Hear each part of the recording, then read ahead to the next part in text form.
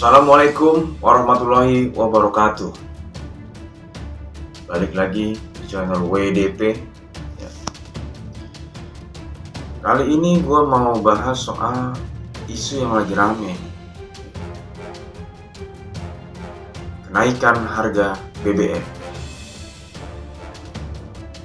Kenapa gue pengen ngebahas soal isu ini? Ya karena isu ini jadi perbincangan di mana-mana. Pertama kalau gue lagi nongkrong di warung kopi, nongkrong sama bapak-bapak komplek di sini, semuanya mengeluhkan tentang kenaikan harga BBM. Menurut gue pribadi, gue setuju jika pemerintah mengeluarkan statement bahwa memang subsidi itu membebani APBN. Apapun jenis subsidinya, baik itu jenis subsidi BBM, subsidi kesehatan, dan subsidi lainnya, itu pasti membebani APBN karena itu tidak produktif. Tetapi ini sebenarnya salah siapa? Jika subsidi BBM dicabut, rakyat, terutama rakyat kecil, menjerit, teriak, kesusahan. Karena apa? Subsidi BBM dicabut, ini mempunyai efek domino. Tidak hanya BBM yang naik harganya, tapi bahan-bahan pokok dan lainnya akan ikutan naik. Sehingga ini membuat susah rakyat kecil. Kalau dilihat-lihat, sebenarnya bukan salah rakyat. Yang gue garis bawahi di sini adalah salahnya politisi-politisi kita, di mana di saat mereka ingin pemilu, ada pemilihan dan lain sebagainya, tema subsidi ini menjadi jualan mereka, karena ini adalah hal yang seksi ya, bisa meraup suara rakyat bawah dengan banyak.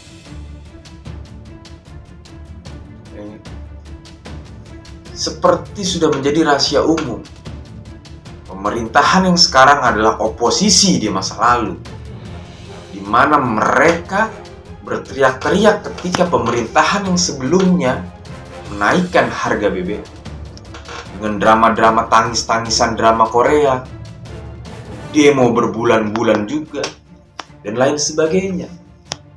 Dan ketika mereka menjabat,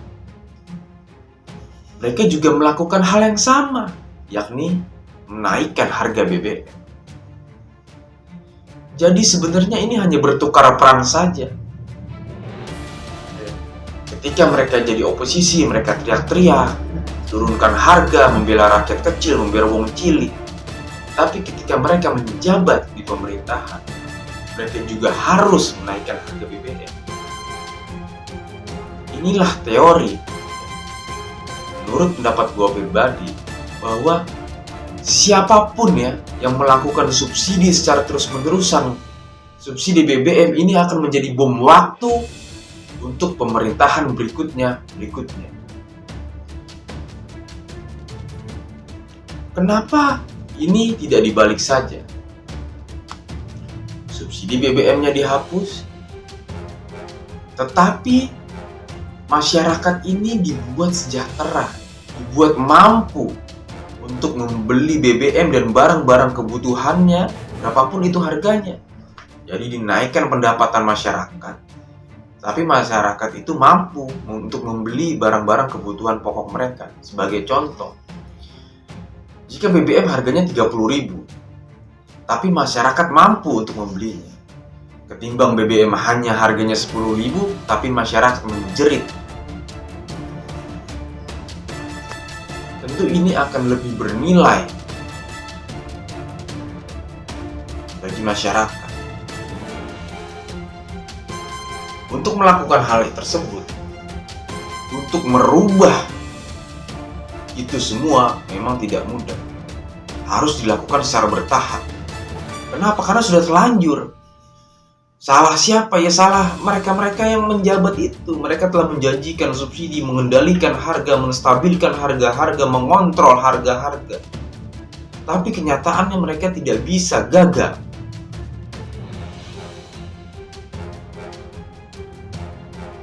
Sebenarnya kali ini alasan pemerintah apa sih sehingga harga BBM mereka naikkan?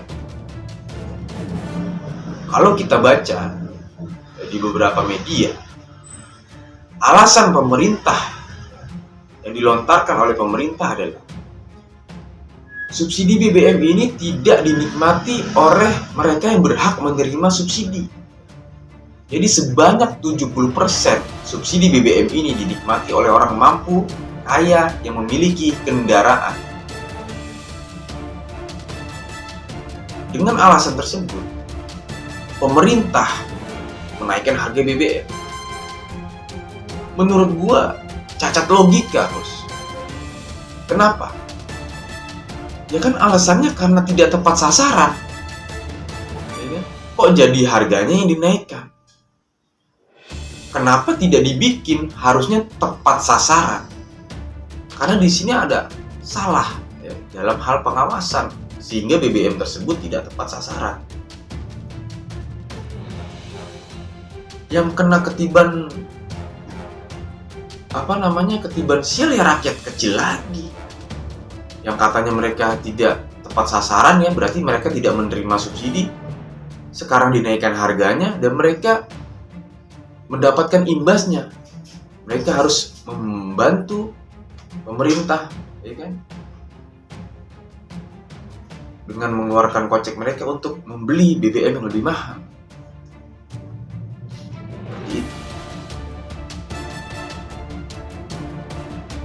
Kita garis bawahi, jika alasan memang seperti itu, ini terjadi karena pengawasan yang salah.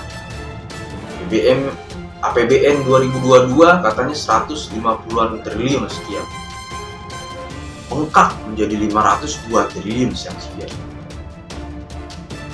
Jika harganya dinaikkan, BBM tetap jebol sampai ke angka hampir 700 triliun. Jika tidak dinaikkan, dan jika dinaikkan sampai di angka 650 triliun.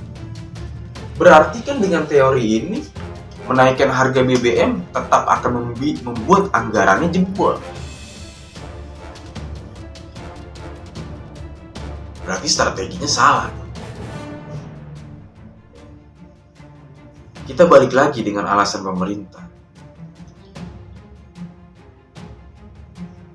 Kenapa pengawasannya yang tidak diperketat? Sebagai contoh, jika pemerintah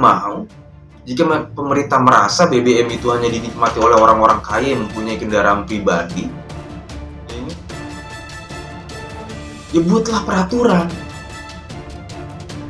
Misalkan BBM bersubsidi hanya boleh untuk angkutan umum, baik itu angkutan orang maupun angkutan barang, baik di darat, laut, dan sebagainya.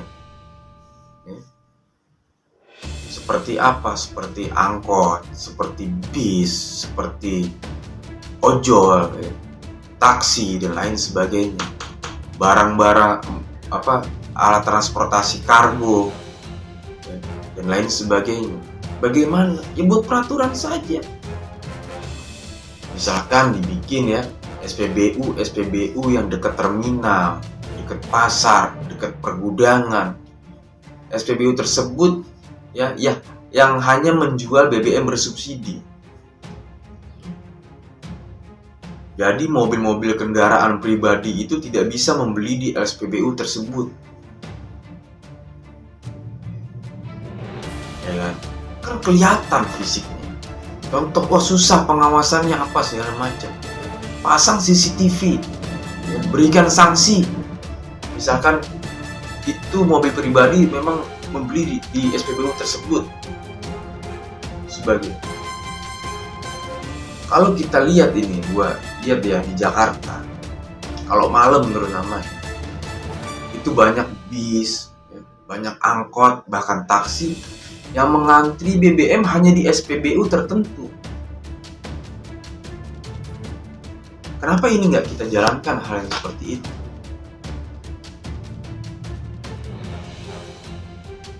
Atau misalkan digeneralisir setiap SPBU mempunyai jalur yang hanya menjual BBM bersubsidi. Ya, di jalur lainnya masih BBM non subsidi. Jadi angkot, ojol, taksi dan lain sebagainya mengantri di jalur tersebut.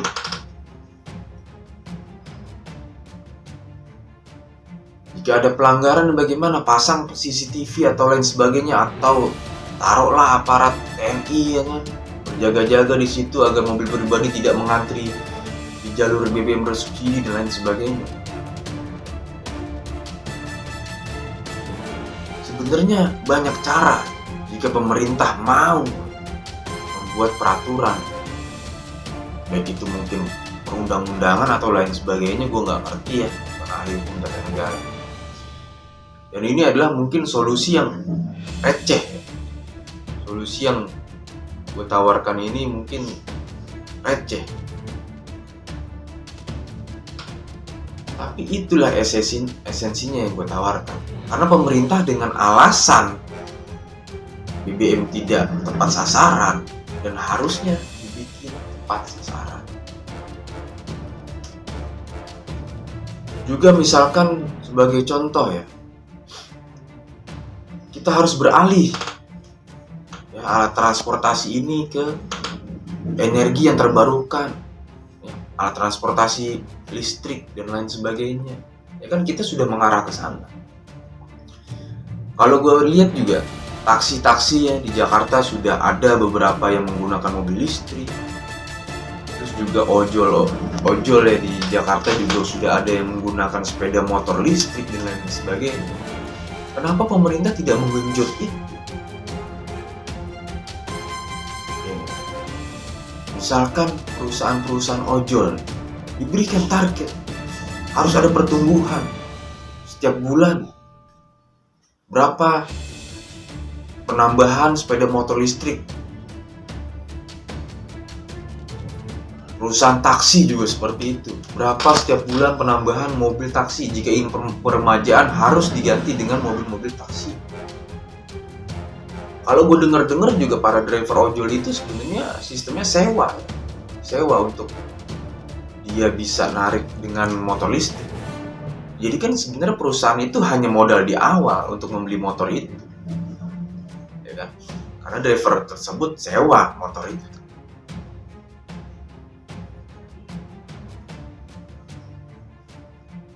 Terus lagi ada solusi dari Hotman Paris ya, untuk bisa menambah anggaran, pangkas pensiunan DPR katanya. DPR yang hanya menjabat 1 kali periode tapi mendapatkan pensiun seumur hidup. Banyak hal yang bisa dilakukan untuk pemerintah menyelamatkan mukanya. Kenapa gue bilang menyelamatkan mukanya? Karena janji-janjinya itu pada saat pemilihan umum yang katanya mampu mengontrol harga, tidak akan menaikkan harga dan lain sebagainya.